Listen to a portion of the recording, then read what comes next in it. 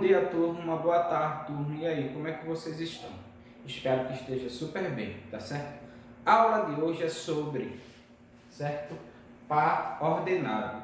Ô Deoclésio, mas por que em cima tem a equação do primeiro grau com duas variáveis? Porque isso aí é o nome do assunto, certo? Do sexto capítulo.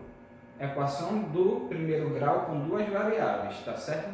Mas antes da gente começar a estudar, certo? Equação do primeiro grau com duas variáveis, a gente também tem que entender primeiro o que é par ordenado. Então, mas a gente já não estudou a equação do primeiro grau? A gente estudou. Mas quando a gente estudou a equação do primeiro grau, olha o que acontece. A gente tinha assim, por exemplo, x mais 5 é igual a 8. E eu pedia para você dizer qual era o valor de x. Qual era a primeira coisa? A gente tinha que identificar o primeiro membro e o segundo membro, não era isso?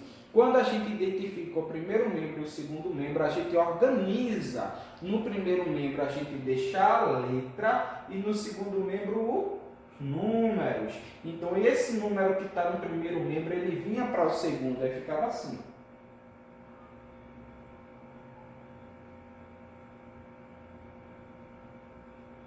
Então, x é igual a 8 menos 5. Lembra que já que ele é positivo, quando vai para o outro lado, ele fica negativo. Que vai dar 3, não é isso?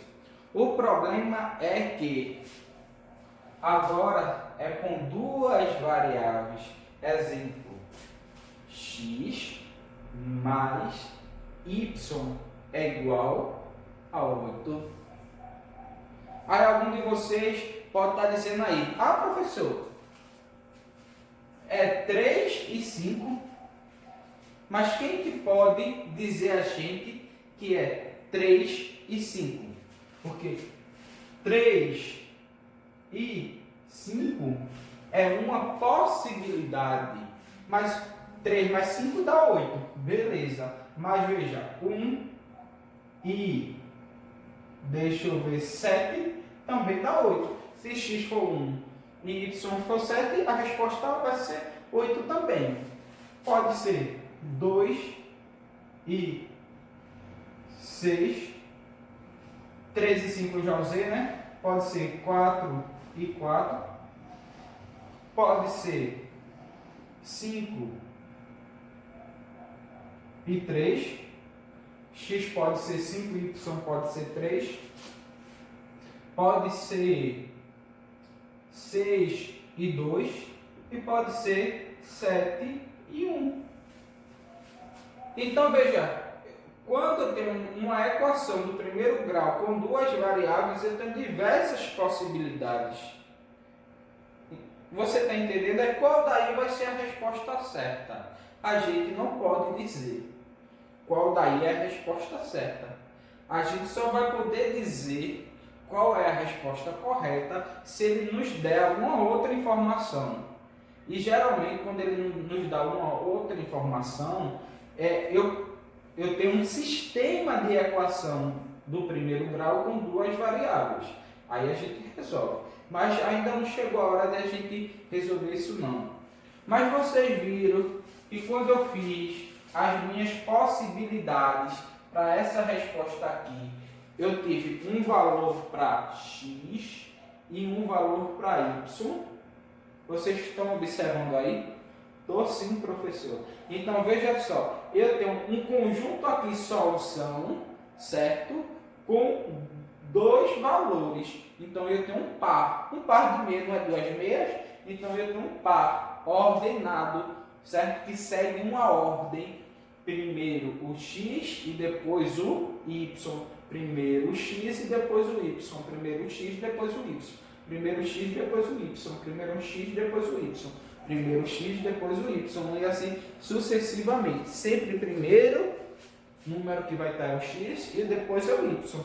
Então, um par ordenado, minha gente, é um conjunto, certo? Nesse caso aqui é o conjunto solução. Quando eu tenho duas variáveis, que no caso aqui é o x e aqui é o y. Porque par, lembra quando tem dois, certo? Dois pares de meia. Tipo, tenho duas maçãs, então tem um par. Então tem um casal, um homem e uma mulher, formam um par, certo? Então o que que acontece? Isso aqui é um par ordenado, ele segue uma ordem. Aí eu coloquei ali exemplos de pares ordenados, olha. 2 e 3, menos 1 e 4, menos 2 e menos 1, e menos 4 e menos 2. E o que que a gente vai acontecer? Vai acontecer com isso? Eu já expliquei o que é par ordenado e já mostrei aqui. A gente sabe que essa primeira coluna é o x e a segunda coluna é o y, né? Muitas vezes, quando ele dá esses pares ordenados, certo? Esse par ordenado ele está representando um ponto. E onde ele está representando esse ponto? Ele está representando esse ponto numa coisinha chamada plano cartesiano. Ô professor, o que é isso? Plano cartesiano. Vou mostrar a vocês aqui agora. E vocês vão fazer ele na atividade, tá certo? Plano cartesiano, minha gente, é quando eu tenho um eixo, a gente chama essa reta aqui ó, de eixo, na vertical, e eu tenho um eixo na horizontal. Esse eixo na horizontal representa o x, o lado x. E o eixo na vertical representa o lado y, certo? Aí veja só, onde eles se encontram é o zero, o marco zero, de onde parte todas as medidas, tá certo? Então veja só, desse zero para o lado direito são os números positivos para x. Desse zero para o lado esquerdo são os números negativos para x. Certo? Agora a mesma coisa acontece no y. Desse zero para cima são os positivos de y. E desse zero para baixo são os negativos de y.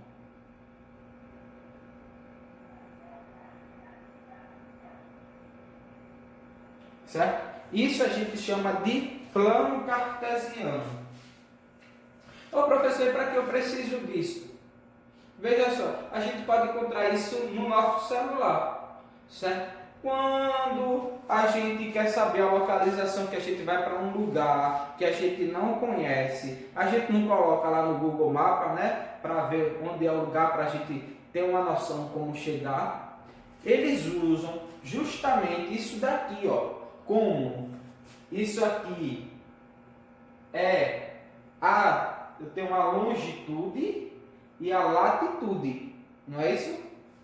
Marco já ensinou isso a vocês. No globo terrestre a gente tem longitude e latitude. Então, eles dividem como se fosse um plano cartesiano no nosso globo terrestre. E então, a longitude e a latitude é como se fosse um par ordenado. Aí aquele pontinho, quando você abre deixa eu ver, no mapa, na Uber, ele não mostra a você onde você está, não é isso? Ele está dizendo sua latitude e sua longitude, certo?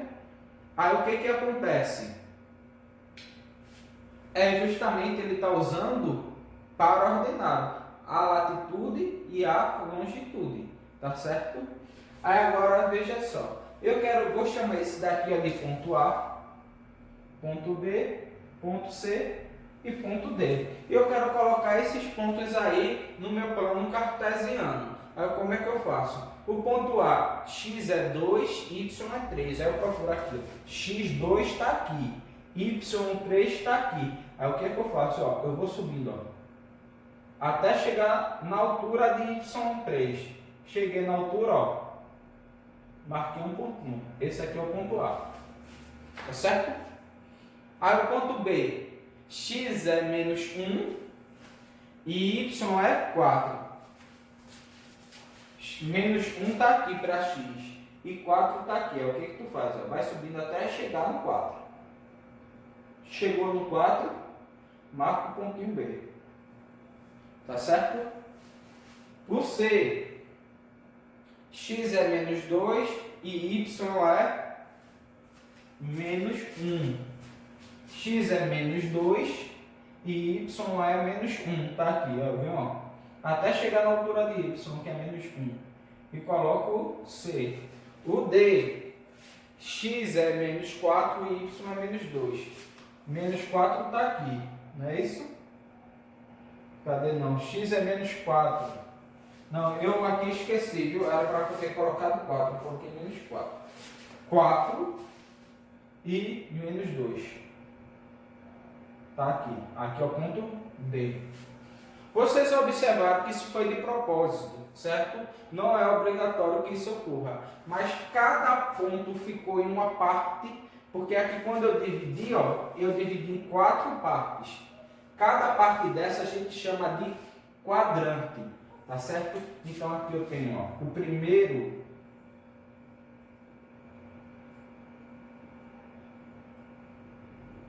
quadrante, aqui eu tenho o meu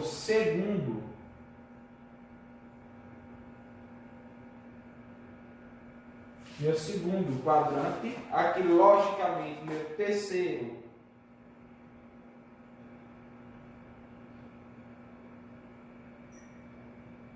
quadrante e aqui por último meu quarto